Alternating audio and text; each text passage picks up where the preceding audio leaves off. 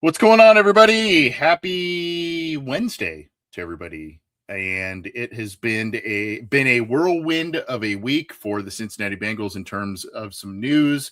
And of course, we've got tampering period and all of that just about a week or so away. A lot of stuff to talk about as it pertains to the Bengals. We are going to unveil our very first, we don't do a ton of them. We're going to do our first mock draft, a pre-free agency mock draft. We'll go about 3 rounds, I think, and see what we come up with on that. But this is the Orange and Black Insider Bengals podcast. I am Anthony. He is John.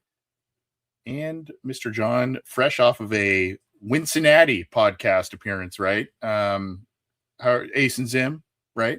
It was actually on the A to Z Sports Cincinnati stream where I had Zim on. Oh, yeah. So, okay. I had it flipped. I thought, yeah, okay. I like it. It was about time to get Zim on the stream. It was it's my last like weekly live stream that I'm doing for A to Z. It's going to be now transitioning more towards these pre-recorded videos. But for the last stream, I knew I wanted to have Zim on. He's got a lot of opinions, got a lot of analysis of what the Bengals should do and his vision. So a very nice, engaging hour-long conversation. Even got into some draft stuff as well. So check that out. Once you're done consuming everything, Orange and Black Insider Bengals podcast with me and Anthony. So yeah, check it out. I hope. Okay, so Josh says just finished watching that. Okay, so I didn't let the cat out of the bag on that. That's known. Okay, all right. I didn't want to spoil any surprises or anything like that. So I'm glad I did not. We got to get those fellas, Ace and Zim, on our show. It's been far too long since we've caught up with them. And if there's anything with both of those guys, but Zim especially, when you talk to him, you get amped. You get amped up. He brings the energy for sure and the passion. We love those guys. So yeah, if you haven't yet, go check out that video from A to Z with John and Zim. And we're going to do some more collabs and special guests and different stuff, especially over these next couple of months, because free agency, the draft, everything is upon us. I mentioned we're going to do a mock draft. We're going to talk about some Bengals news. Finally, some finality around 2 important players, both bad news and good news, I suppose. We'll talk about that. We'll do our mock draft and see where we line up with all of that. But again, this is the Orange and Black Insider Bengals podcast, part of the Believe podcast network and the Believe in Cincy podcast channel. We are proud to be presented by America's #1 sportsbook, FanDuel. And again, little slow on the NFL calendar, obviously, right now in terms of potentially getting your sports betting in. But baseball, regular season around the corner. You've got basketball. There's all kinds of different things. So go check out FanDuel and all of the different things that they offer, all the different parlays and different opportunities for you there. The link is in our show descriptions on the video feeds as well as on our audio feed that will be coming soon. So we appreciate America's #1 sportsbook, FanDuel, supporting our program and the Believe podcast network in general. Of course, please bet responsibly. And we are also presented by FOCO, the fans only company, a great organization that provides exclusive merchandise that you can't find on some other larger websites and that sort of thing. Some unique things, some really cool everyday usage items at FOCO, and the link to the Bengals specific page. They always unveil new bobbleheads that are exclusive to them, all kinds of different stuff. So the stuff at FOCO specific to the Cincinnati Bengals is also linked to in our show description. Of course, you can go there if you've got fans in your life of other teams, believe it or not, that exists. You can go and get some exclusive merchandise throughout the FOCO website and have some fun there. So appreciate greatly our sponsors, and we appreciate all of you tuning in live or after the fact. I know there are a slew of great Bengals shows, Bengals podcasts with a lot of different opinions, a lot of overlapping opinions, analysis, all that kind of stuff. So we just appreciate you sticking with us over so long on this program. And I know, John, I don't want to speak for you, but I think you echo those sentiments, correct? Nah, I hate all of you. No, I'm just kidding. No, yeah, exactly. Exactly. Have you ever seen the movie School of Rock? Yeah. With Jack Black. Yeah, like there's the one kid who's like, "You're tacky and I hate you," right? Like I saw that movie recently. That's why that stuck in my mind. But no, we love all of you. We're just kidding. All right. Well, let's start by I guess ripping off the Band-Aid. This has been a saga that we have covered, gosh, it seems almost weekly for a long time here. Trey Hendrickson is now going to be set to be a free agent. The Bengals, the tag deadline has passed. The Bengals, whatever you think about it, poor decision, good decision, and we'll talk about what we think about it. Poor decision, bad decision, or just actually doing him a solid at this point based on where these negotiations have and have not gone over the course of a couple of years. There's finally an answer. There's finally some things. And if you have some delusions that potentially the Bengals will be re-signing him, Trey Hendrickson, using Nickelback of all bands, did a farewell on his social media to Cincinnati, the fans, the organization, etc. Arguably, if not the best outside free agent the Bengals have ever signed. I don't see any reason why he won't be a future Ring of Honor player, but they have just decided to allow him to move on. What that means for free agency, we'll talk more about that down the road. But Trey Hendrickson is officially going to be a free agent for the first time since 2021. Yeah, and I think everyone knew that he was not going to play for the Bengals in 2026 after how 2025 ended, right? I think the conversation around, oh, he gets a pay raise and they put in like there is no tag clause in his contract, in his new contract. So like the franchise tag was in play for this year in terms of the Bengals bringing him back if they wanted to. But because he only played 7 games, because he's coming off of an injury that required surgery, because, like as of now, we don't know how healthy he is and all that stuff, right? All the things that impacted the Bengals not getting a good enough draft pick for him in terms of a midseason trade. Like all of those reasons are why they're moving on, because obviously if they weren't going to sign him to a contract that he wanted last year, they definitely weren't going to get to that agreement this year. That was just a foregone conclusion. The only reason as to why like this went up to the deadline for the tag is because there was a speculation about the Bengals potentially looking at a tag and trade situation. And I think the problem, Anthony, is because of how many, big name, quality, notable edges are going to be available on the free agent market, because this is a draft class with, 3 guys who are probably going to be picked in the first 10 picks at that position and plenty more following. It's just a really good year to need a defensive end and a pass rusher. And I think Trey, for him to be tagged and traded, I think he is still the best option for the position, even if he is going to be 32 in December and coming off the injury. I think he's still going to be the best option, probably get the biggest contract, but there wasn't this sort of demand, I guess, to net the Bengals any sort of pick that would have been like, oh yes, like we can get this, and this team desperately wants him. They're going to sign him to a contract that he can't, probably is going to be more than what he would get in free agency. So all those things needed to line up for this tag and trade situation to work. And it was just a last ditch effort for them to get anything, positive out of this, outside of hoping to get a compensatory pick next year, which is far from a guarantee because of how the comp pick formula works and everything like that. So because this all went up to now, and like this was like the last Hail Mary to do stuff, it was always kind of a long shot, which is why the tag deadline has passed. And the Bengals, we all know that they're not going to get a deal done with Hendrickson. He will be playing for another team in 2026, and he'll probably be one of the biggest names to go off the free agent market, probably on like Monday or Tuesday. Yeah, I think it's going to be pretty early. And a round of applause for Hendrickson and all of the great stuff he did for the Bengals. And, through it all, they're still maintained. That may have waned towards the later months and weeks of this whole thing, but he maintained that he wanted to be a Bengal long term. He and his family wanted to stay in the city and wanted to make this work. I immediately default, as someone who has followed this team, covered this team for a long, long time.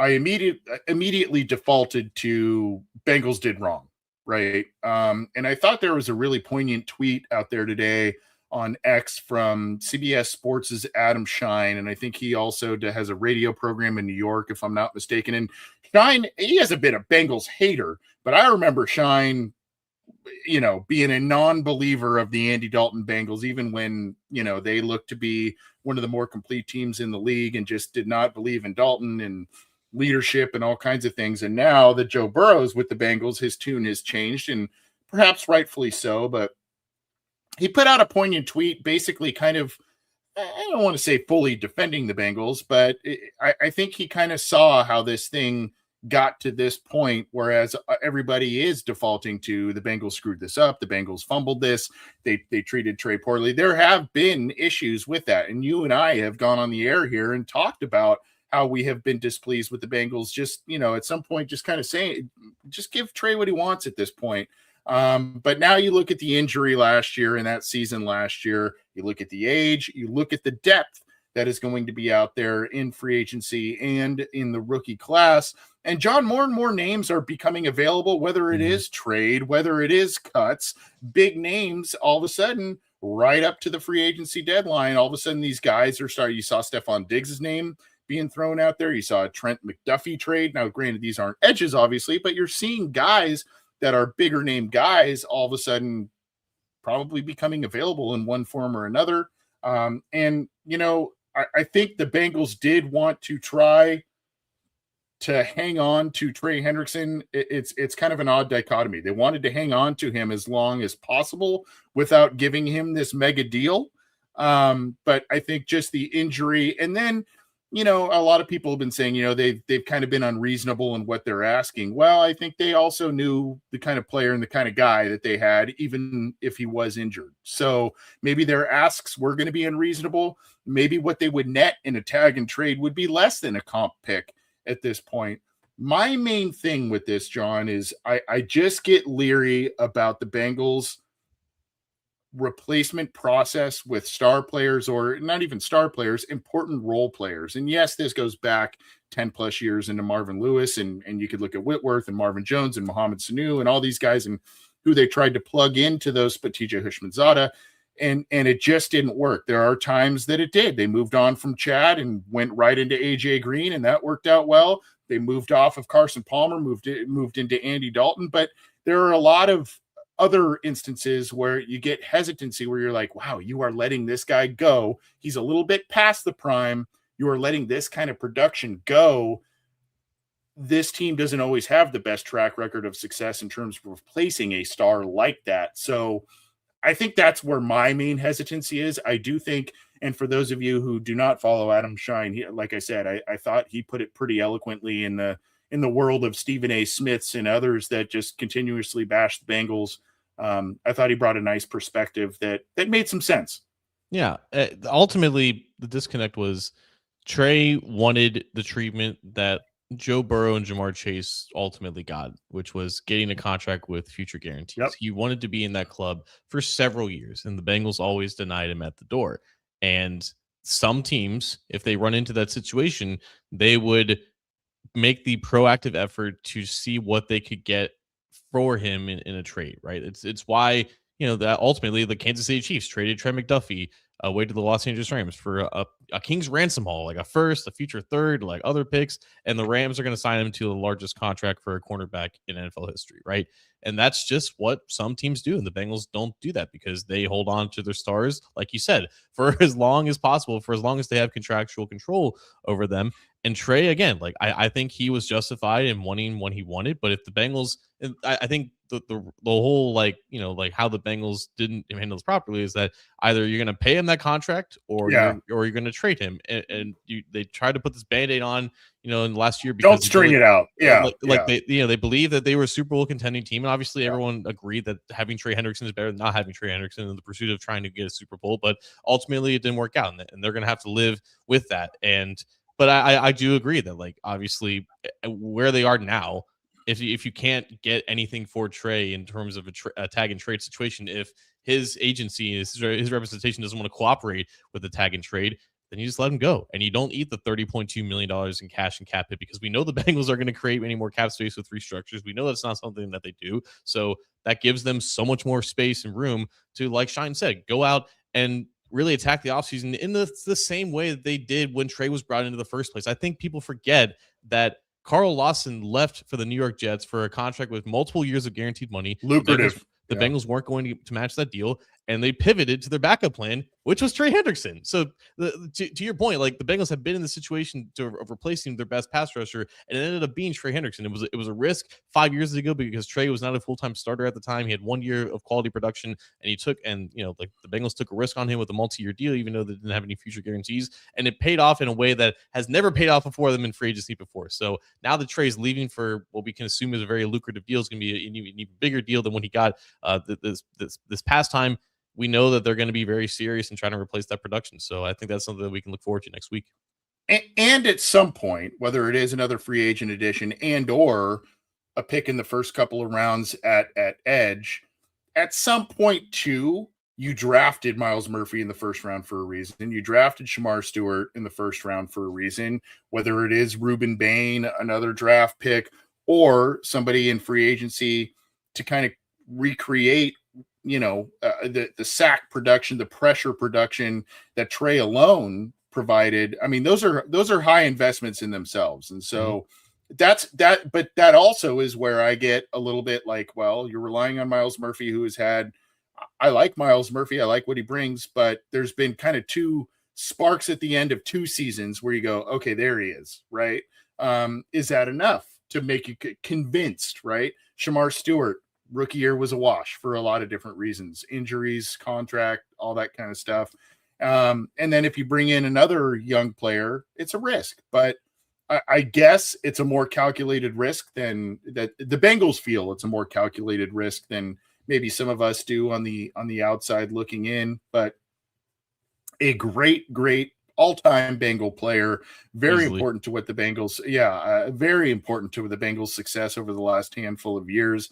We wish him the best, and a guy who, while showed frustration through this process, has largely been a class act in so many ways. So, wish him the best going forward. There's a lot of different avenues to take with this, but again, there's a semblance of finality to it, which has to kind of be, it's a bummer, but it's also like, okay, well, let's pivot and move on. Let's get moving in another direction. In another direction, and on the other side of the trenches, a lot of us were going, where's this contract for Dalton Risner? It's a free agency's getting close. And there's no talk of this, and this is they signed Jalen Davis and a couple other guys, and you're going, well, this is kind of a priority here, even though he is a little older. But although he signed earlier than he often does in free agency, he did kind of sign one of those, again, mercenary type deals, a really palatable 1-year deal for Dalton Risner. And a guy I think is proved exceptional value last year. I think even if his play dips a little bit this year, I think it's good value for the contract he received. What is it, 1 year, 3.5, and it can get up to 5 with incentives. So extremely palatable deal for a guy who should start for you. You can still develop a Jalen Rivers. You can still do a couple of different things, draft another utility guy, or bring in another Lucas Patrick type, a Swiss Army knife type of player on the offensive line. So I just think and most everybody just said, hey, good on you, Bengals. This was something I don't know if he would have been signed right away in free agency, but this is a guy that you let him go, and the longer the time goes, the less likely he would come back. So I thought this was a good move. It's such a very unique situation that the Bengals just dealt with Risner, because like we've been talking about him for a long time, and I think a lot of people have been talking about him for a long time as like a guy that's just undervalued by the league for whatever reason. And I don't know if you watched the press conference of him after he signed the contract, but it was so revealing to get some of the backstory of like how he feels about how he's perceived, and how he was questioning, like, am I still good enough to even do this? Wherein like he's like the best free agent guard the Bengals have signed outside of Alex Kappa in like quite some time, right? Such a godsend to this offensive line, a perfect fit for what they needed. And he recognizes that, and he just feels that so very passionately. It's almost like the antithesis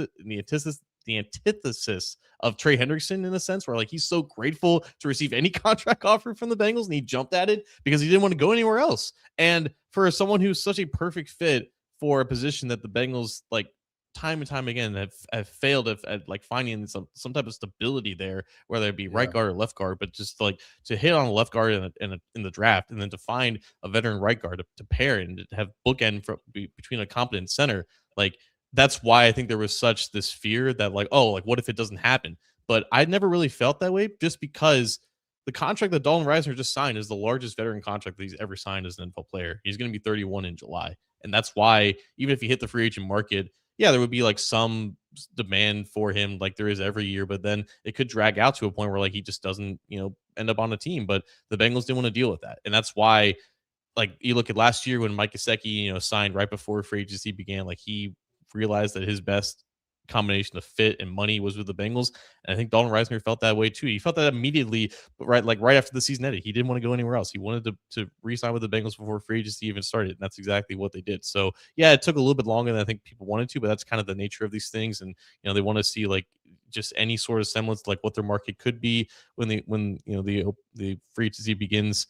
And that's just kind of how the timing of it went. But like a perfect fit on the field. We saw it in the final 7 weeks of the season, how the offensive line just really gelled around him, how he made Amarius Mims better. I mean, all the sense in the world to do it. And yeah, just to do it at all before free agency is just a huge win for the Bengals.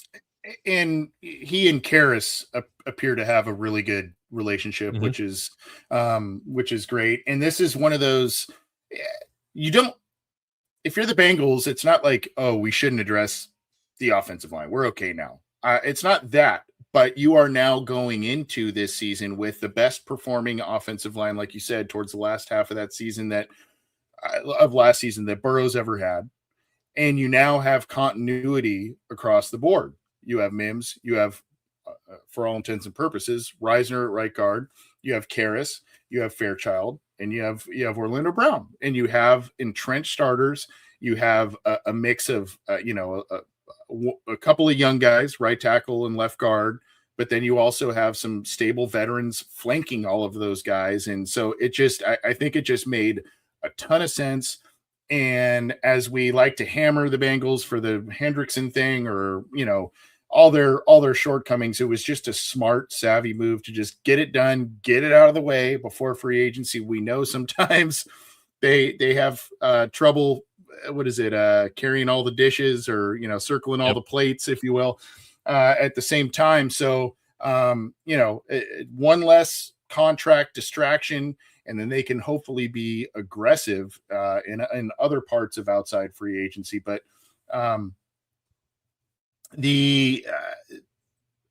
don't know. It also, and Johnny kind of brings up a point here, and Johnny's a good follow on X as well. Thanks for tuning in, Johnny. But the non-premium positions, it's one of those things. They did a corner, albeit a slot corner, and wide receiver. Those are positions they value heavily in terms of re-signing early. And then they went to a position that they don't normally value, and they re-signed Dalton Risner early in the process here. So just good on them for a lot of the bad PR that they have received for a long time. And maybe with this Hendrickson thing, this one gets swept under the rug a little bit, but it was a good move. If they want to quell some bad PR, just have that press conference just play on repeat, because No matter what, no matter what anyone says about the Bengals, Dalton Risner will look at them as like the place that finally sees him for the player that he is. And it's not a great player. It's not, a Hall of Famer by any means, but it's someone who has definite value in the league. And I think it really, ever since he's been available for the past couple of years, and he came back to the Vikings that one year, like he's just made so much sense to this offense. And just personally, I'm glad that they were able to get it done last year, and I'm glad that they're able to get it done this year. So again, you had the entire offense taken care of entering free agency, and there's more that you can build on based off of who you have, and hopefully, potentially, as Johnny says, like in terms of non-premium positions, maybe you address running back, maybe you address tight end, even bolsters like slot receiver, you bolster some positions on that offense, knowing that the offensive line is taken care of and it can just really support the offense the way that it needs to be supported. And I know there's some people, well, a year older, maybe there is some fall off, but you have to remember also, he came in late last year, kind of got rushed through the process. Was he starting? Wasn't he starting? And kind of to be, at least at this point, the entrenched starter, potentially a full offseason in front of him with the Bengals, and, getting even more comfortable in this offense. If there is any kind of physical fall off,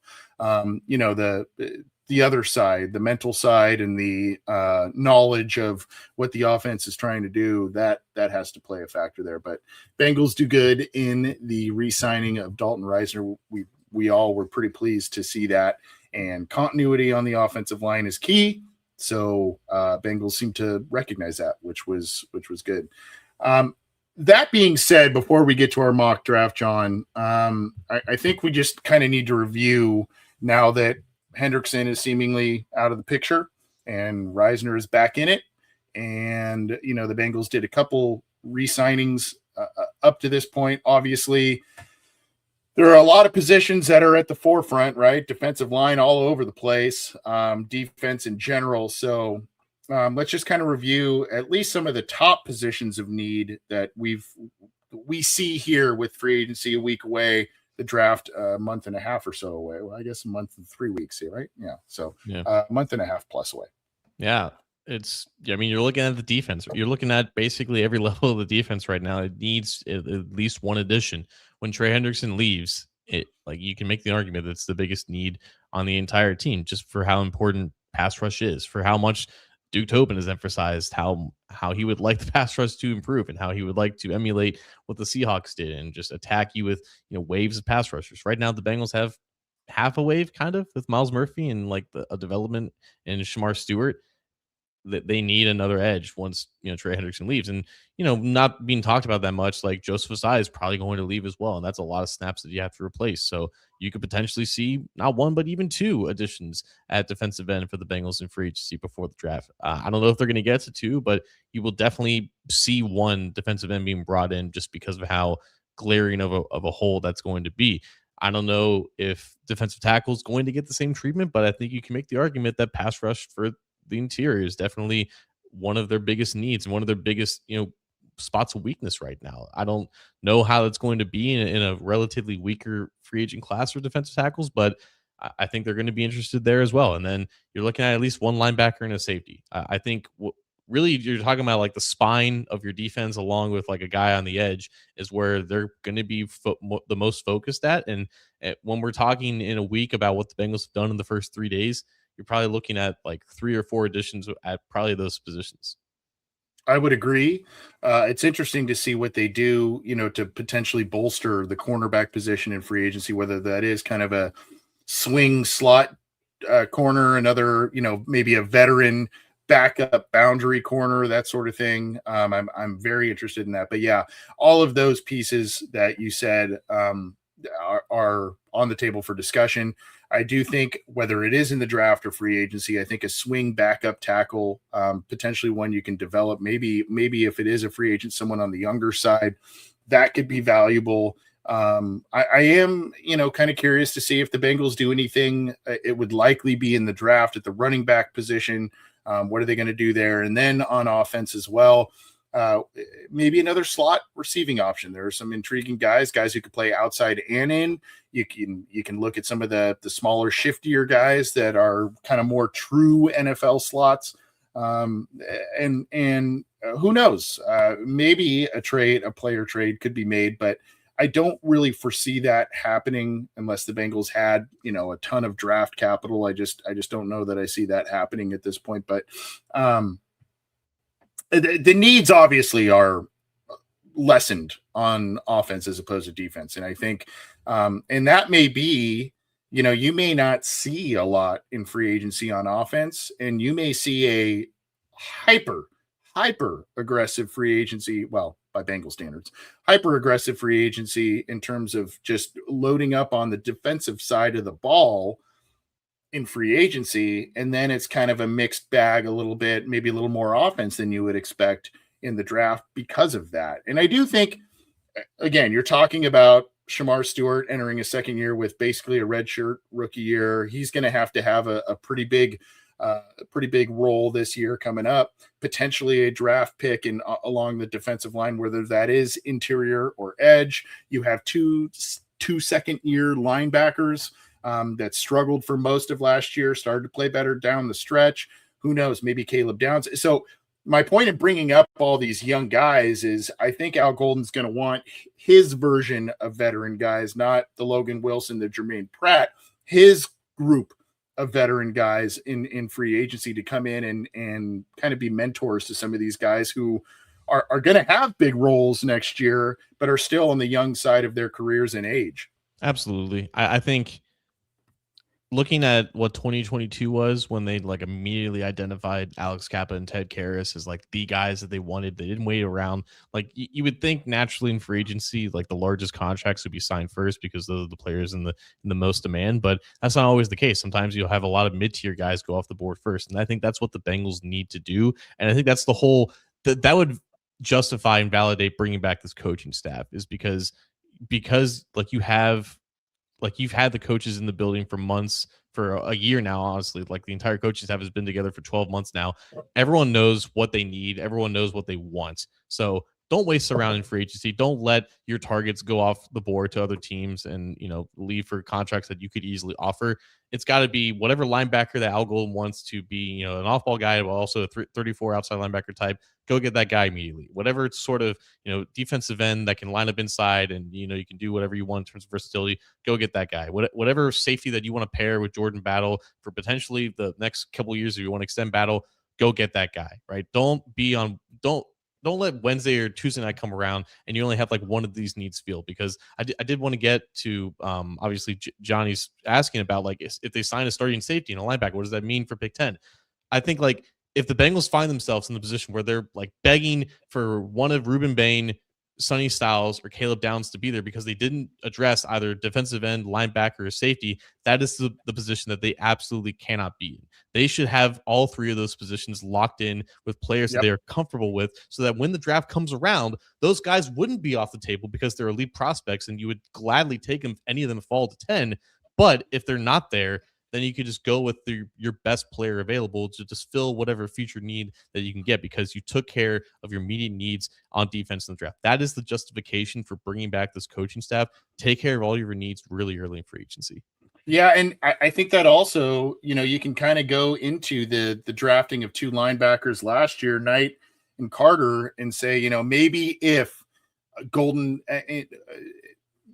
if the fit wasn't there or the age and injuries caught up to these guys, I get it. But if they just had one more year of mentorship and productive play from Logan Wilson and Jermaine Pratt, and then you can bring those guys in and kind of spot them a little bit, that would have been, a better on-ramp to the NFL for those guys. But I think your point is fantastic, because then you're like, oh, we got a veteran and we're set at safety for 7 years, right? The next 7 years, we're set at defensive line for, what I'm saying?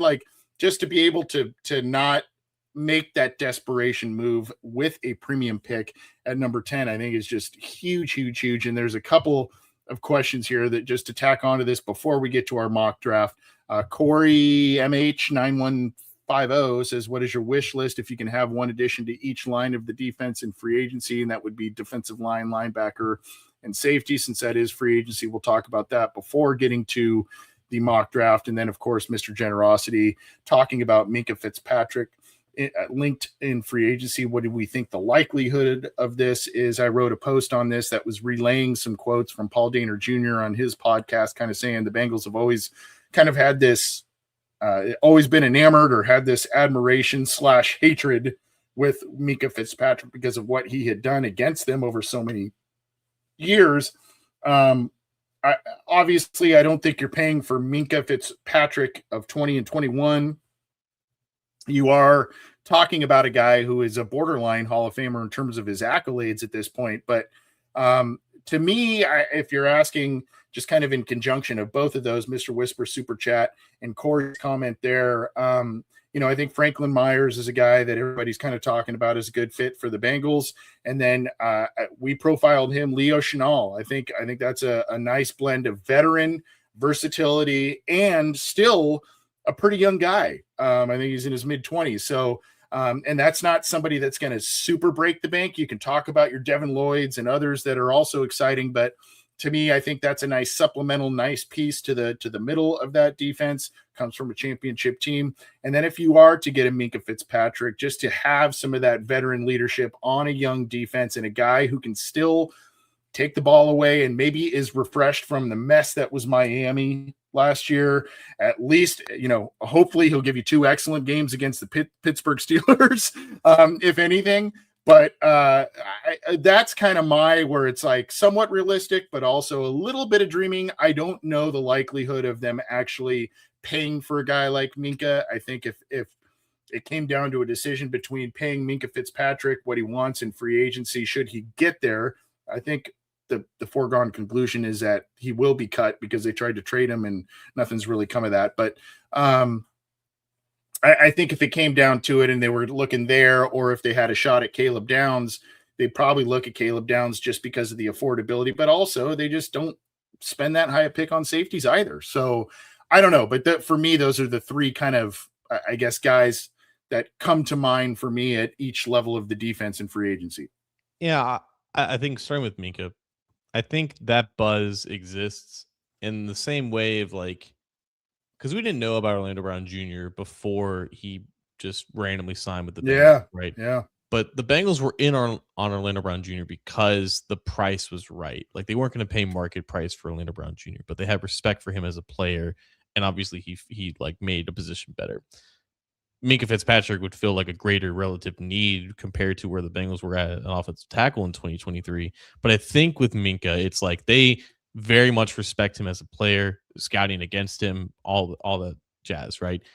I don't know if they would pay what Minkah could get on the market if he's available, but if a situation were to come down to it's a saturated free agent market for safeties, he's on the older side, people think he's kind of past his prime, and his market goes down, that's when the Bengals come into play. I don't think they would be all in on Minkah immediately if he were to become available. I don't think that they would trade for him unless it could be had for a day 3 pick swap. And even then, they would have to sign him to a contract. You have to, you'd have to negotiate with his agent for that contract before you even trade for him. So I don't even think that is necessarily on the table. I think Minkah is only in play if he realizes that his market is not what people may expect it to be, and they could get him for a cheaper price, if you will. So I think that's the conversation with Minkah. It's not impossible that he becomes a Bengal, but I think special circumstances would have to arise. So in terms of just the realistic targets, I think Jaquan Brisker, Jalen Hawkins are the safeties that I have in mind in terms of guys that may not be able to get a lot of guarantees, but you could still have him for multi-year deals. I'm all in on Leo Chenal, like you said. I think it feels like everyone in the Bengals community is very much in on Leo Chenal at this point. But he just he is the description of what the Bengals are looking for at linebacker, and it's just it's a matter of how many other teams are seeing him like that, and is his market going to get crazy and beyond what we expected to be in the $6-7 million per year range. If it gets beyond that, he may become out of the Bengals plans. But if it's not, I expect them to be all in on him. And for defensive line, I think Boye Mafe from the Seattle Seahawks, in terms of a long 3 or 4 year deal, I think they can get him for a lucrative signing bonus. But if you want to get on the more affordable level, Draymond Jones, Arnold Ebiketie, guys that can just win as pass rushers, who can win off the edge. Ebiketie, obviously, more of a pass rushing specialist, as a little bit undersized. Draymond Jones, you can slide inside, outside. I think both guys would interest the Bengals very, very much. Yeah, they love that versatility up front too. But thank you guys for the questions in the super chat. We appreciate that, and we are going to get. We're just looking at some. Hey, our buddy Cody Toomey making an appearance in the. We haven't heard from him in a long time. Cody, good to see you, my friend. My fear is that they want to protect that comp pick to have the gotcha moment. No. Yeah, I know. Cody's like me, man. He's been around these parts a little too often. I can't blame him. We've seen stuff. Cody will say that, like I agree with him, but he'll also just at me about like, oh, the Bearcats back when they're 17-13. We're going to, like, he has these like random optimistic moments for the Bearcats, but he's like completely down to the dumps. I love it. I love it. It's a Cincinnati thing. It's a Cincinnati thing. But going just real quick about the Minka thing, and you can start queuing up the mock thing that you, if you want, John. But just like you said, it could be a thing where maybe just the younger guys, Curl and some of these other guys, just get a little bit more run, and they're like, we're just gonna push that by the wayside. 3 days go by in free agency. Minka's not getting the calls that he wants, and he's like, well, let me get a good amount of money that I'm looking for and a good amount of the contract that I was looking for, and let me go to a place that I think I can contend, right? So that's where something like that would come into play. But those were the needs for the Bengals. I think a lot of people knew. It sounds like there's a lot of needs, by the way. But we're going to get into our 3-round mock draft. We'll try and get through that as soon as possible, or as quickly as possible, as painlessly as possible. But this is the Orange and Black Insider Bengals podcast, part of the Believe Podcast Network.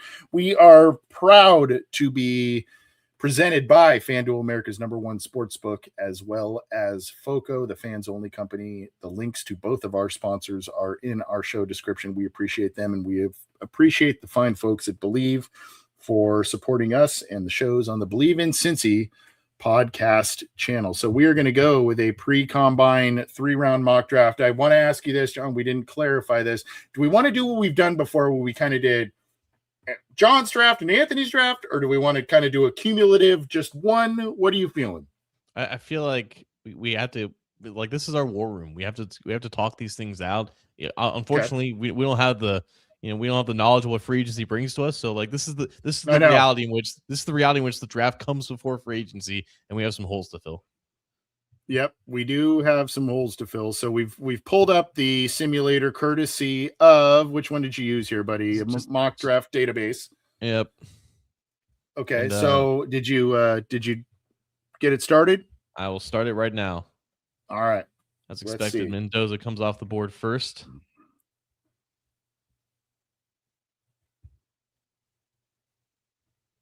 All right. So Cincinnati getting some terrible trades. Yeah, we're not going to consider that. But these are the top players on the board. Let's read them.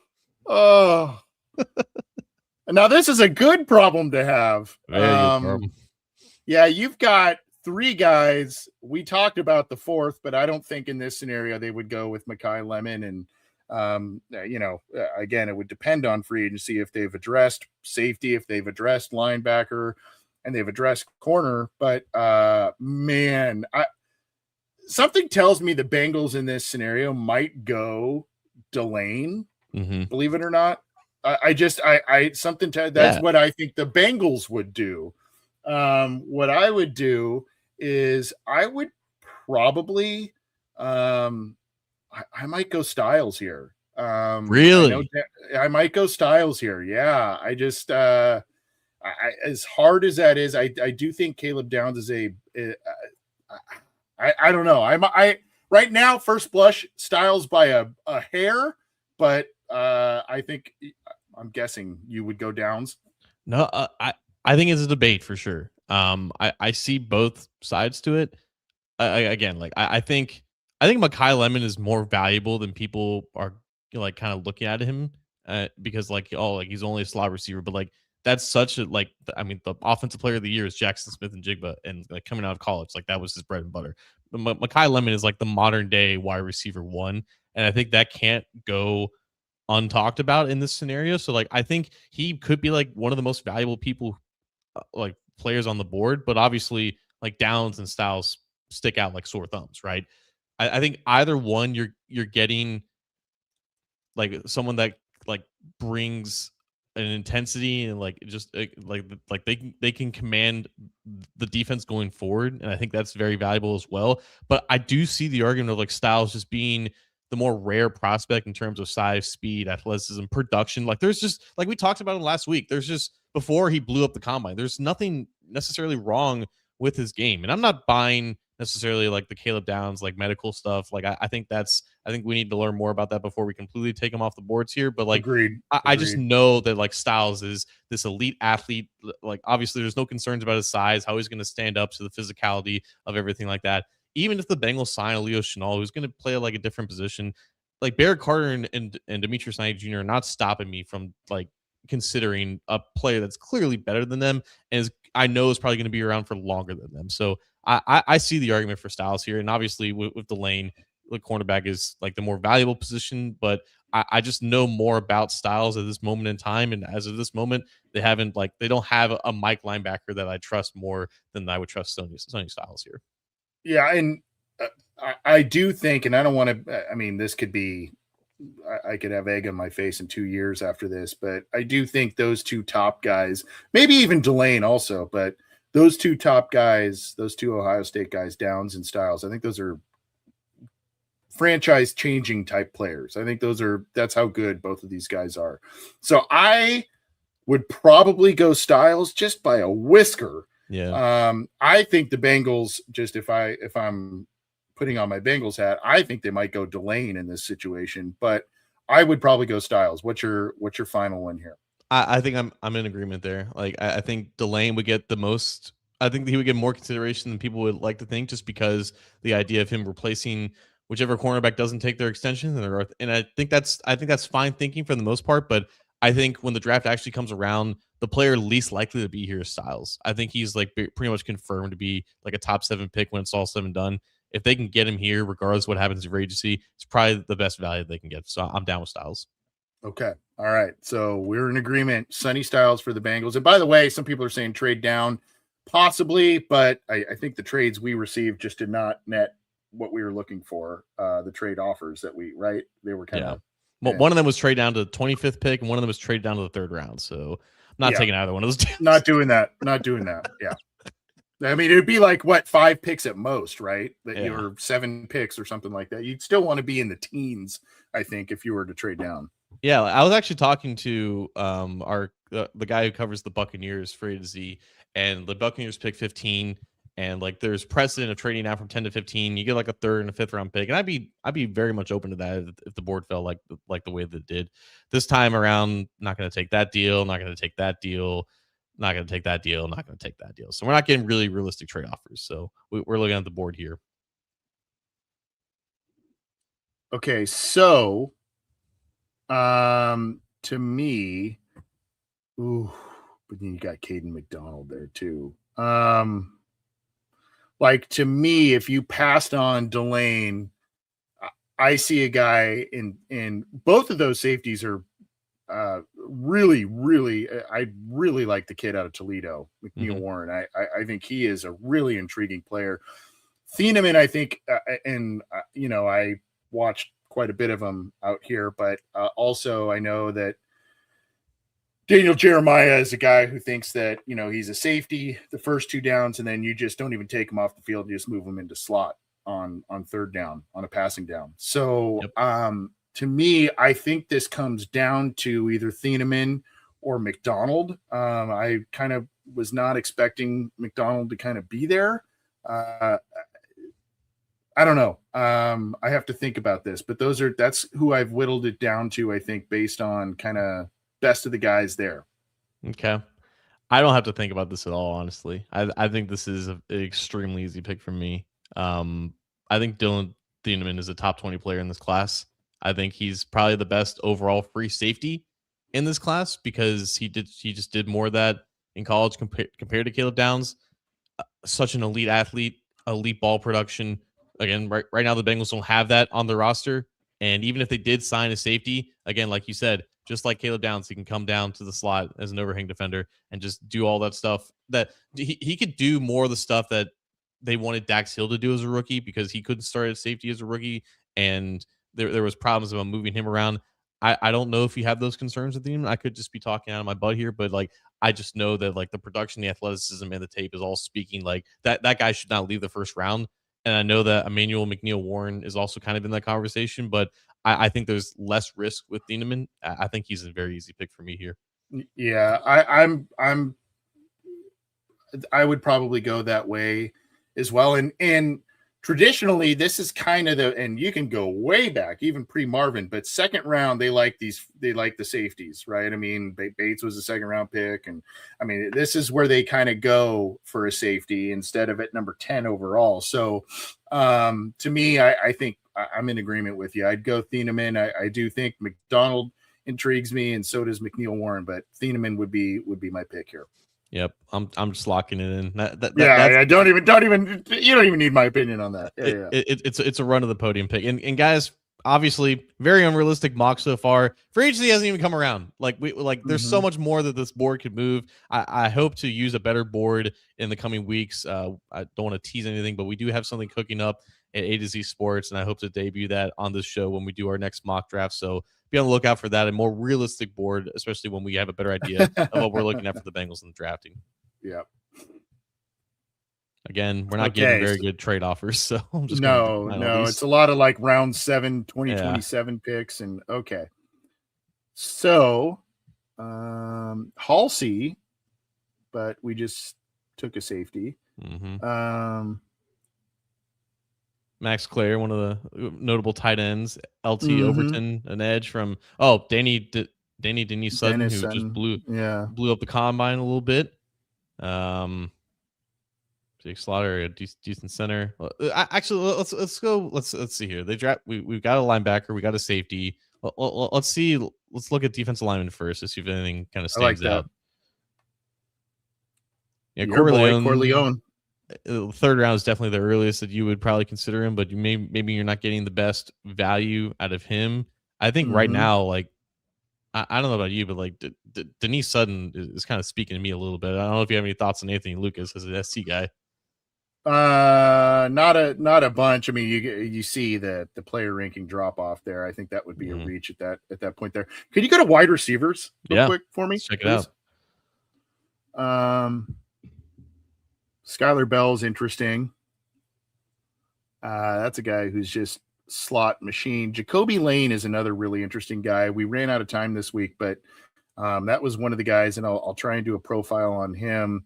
The lesser known between the two, but he and Lemon, he was kind of a little bit more of the bigger taller play. Yeah, bigger play, spectacular catch. But, obviously Lemon kind of had the lion's share of catches and yards and all that kind of stuff.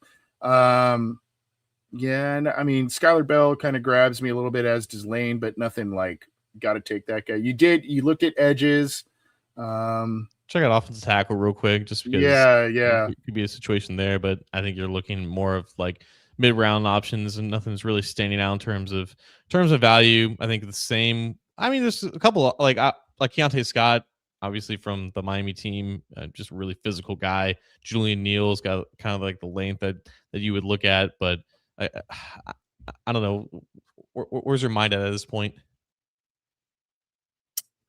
I mean, Halsey is good value there, but like I said, we just took that. Keontae Scott is interesting. Is he? He would kind of be a depth piece at corner and kind of could move around a little bit, right? Mm-hmm. That may be where they look, but yeah, I do like Dennis Sutton. I think that would probably be your pick right there. Yeah, I think he had a really impressive combine. He was someone that, Penn State obviously didn't have the year that they wanted, and I think like aside from Vega, who's like a first round guard for them, I think a lot of their players are going to be kind of underdrafted because of that. But he was someone this time last year, looking at like early mocks for 2026, he was like considered to be like a late first round guy, kind of like Peter Woods, where like the hype kind of just fell off a little bit, but you like the traits are very obviously there, and the production is promising. So I think again, like even if the Bengals sign a defensive end, I think they would be interested in drafting one as well, just to get as much depth there as possible. So I'm down with Denise Sutton here. I would, yeah, I'd say that too. So there we go. We got, and we're going to let the mock kind of just run its course a little bit, just to see, who's available into entering day 3. But we did a 3-round mock, and we went, unsurprisingly, I guess, all defense. Well, unsurprisingly, and the way this board fell, it was a really good problem for the Bengals to have, because they, the concern at 10 is obviously, how many of those blue chip guys on defense that they're looking at might be gone by the time they get on the board. Same thing in round 2, and you got 2 first round talents in the first 41 picks. So, and Denise Sutton, like you said, he may have, depending on how crazy people get about what he did at the combine, some teams may go a little higher. He could be an end of round 2 guy for somebody, one of those teams that just say, hey, he's too athletic to pass up. We can develop. So I think that's pretty good value. And the other thing, John, is those are 3. I know they're not SEC programs, but those are 3 large programs, and the Bengals like to largely draft, at least with their high picks. They like to largely go after big school guys. Yeah, I mean, the 3 classic Big Ten programs: Ohio State, Penn State, and Oregon. In Oregon, of course, long time Big Ten program, Oregon. This draft would be insane. It's not going to happen because Thieneman is probably not going to last that long, and I would be honestly, I'd be pleasantly surprised if Sutton lasted that long, and Styles as well. So 3 players that probably may not even make it to these picks, but yeah, even if they were, I don't even know if the Bengals would draft them all, but that's how it went for us. That's a pretty good haul. That is a pretty good haul, if I do not say so myself, and that's why. Like I said, we were going to maybe do like, John's mock, Anthony's mock, but it just fell away where it's like, I don't know, man. Let's just take all those. But let's get on out of here. We are up at around an hour. And John, I know you've had a long day recording and podcasting. Appreciate you coming on. Let's drop the mic and get on out of here. What do you got for us on the way out, good sir? Nothing much, man. I just wanted to, it's obviously a really busy time for the likes of me and Anthony and, Cincy Jungle, A to Z Sports, wherever you get your Bengals content, man. Keep it plugged in, because these are long hours ahead. There's going to be a lot of anxiety with you guys and the fan base. And if the Bengals don't make a move on Monday or Tuesday or whatever, but we'll still be working. We'll still be grinding away. We'll still be giving you content. And yeah, just take it easy. Go outside for a little bit, get some fresh air. We'll be in here and we'll be grinding away. We'll be typing away, and we'll be bringing all the news that when it actually happens. Yeah, touch some grass, breathe some fresh air, all that good stuff. With springtime coming up here, and there are questions about some other guys. I know Chase Brown was mentioned from somebody, and some others. I'm sorry we didn't get to all that stuff. If you can, basically, I think someone had asked, do you think Chase Brown is going to be poised for a big year? And I think he just keeps improving. I do want to shameless plug our fun interview we had with him and T. Higgins a few weeks back. So if you haven't had a chance to look at that, both those guys were motivated and really fun to talk to, of course. But I think they're excited about the things ahead. I don't know exactly what the mindset is of everybody with the Trey thing. Like I said, I think if I were to guess, John, about the mindset of the Bengals in that locker room, the veteran guys, there's probably a mixed feeling of, oh man, Trey's gone. That's so much production on a young defense and all that kind of stuff. But I think there also has to be a lingering sense of like, at least it's over. At least like we know, at least this isn't going into April and May and into August, and it's just not going to be talked about. And I think, I mean, I don't know. I've never been asked about like, someone else's contract or, what they're making at their job or whatever, what their long-term status is. I just would think not only would that be a weird question to respond to, but, and the media you kind of got to ask some of these guys those questions, right? But it just would be a weird question to respond to, and it just distracts.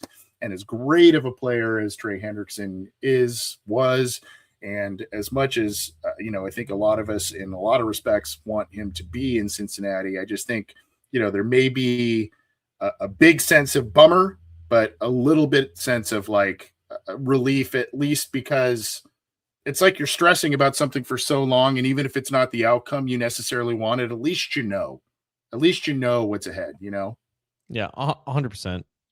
Like the Bengals have been through this a handful of times in recent years, even in their best years, where they have this looming problem that's just kind of like lingering over them. And I don't think it impacts the locker room as much as it kind of impacts the fans. I think for the most part, players are just kind of like, they're keeping their heads down. They're doing their job. And if you're here, you're here. If you're not, you're not, and whatever. But I think it does get to a point where it's just like, it would be nice to just go through an offseason where that's not an issue, where there's not this giant headache with contracts and distractions from a disconnect between the locker room and the front office. So I do think that the players, and I think some of the best players on the team, have a sense of comfort that they don't have to deal with that. They don't have to answer for problems that frankly just aren't their own. Yeah, and I guess also, the offense has seen the defense not carry its weight over the past couple of seasons. So when you see the best defensive player leave out the door again over the past couple of years, you've seen that with Bates and Hendrickson. You're kind of like, oh, what, really? But like you said, these guys not only are, well, if you're here, you're here, you're not. And a lot of these guys have hardball negotiated their own big contracts anyway. So they get the lay of the land in a lot of ways. So at any rate, we're just kind of spitfiring here. We're going to get on out of here. This has been the Orange and Black Insider Bengals podcast, part of the Believe Podcast Network. Our thanks to FanDuel, America's #1 sports book, as our presenting sponsor, as well as the Fans Only Company. Both of those links can be found in our show description, and we appreciate all of you. John, you're the best, dude. We will we'll chat soon, my friend. Go be great, Trey.